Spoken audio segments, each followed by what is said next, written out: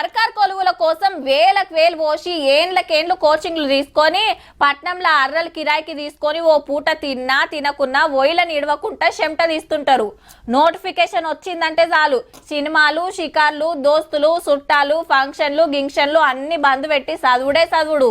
అందులో కొందరికే కొలువులు వస్తాయి. ఇక వచ్చిన వాళ్ళు ఏం చేయాలి? మంచిగా కొలువు చేసుకోవాలి. మరి గీళ్ళేంది? ఒక్కలు కాదు ఇద్దరు కాదు ఒక్క పారే 16 మంది టీచర్లను కొలువులకెళ్లి తీసి పడేసిండు యాదాద్రి జిల్లా చదువుల పెద్ద సారు.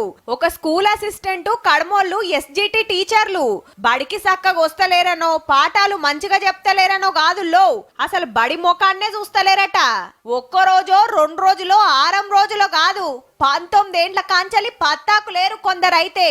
ఏం చేస్తారు? సూషి మీరు బడికొస్తారా కొలువులకెళ్లి వీక్ పడేయమంటారా చెప్పురని 2 ఏండ్ల కిందనే నోటీసులు పంపితే కూడా సప్పు లేదట.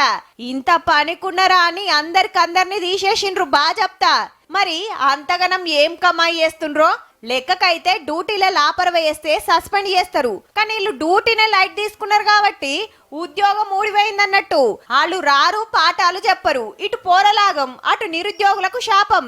కడమ జిల్లాల సుత ఏడేడ లాంగ్ లీవ్లు ఉన్నారో లెక్క తీస్తే 100లనే వెళ్ళేటట్టున్నారు పో.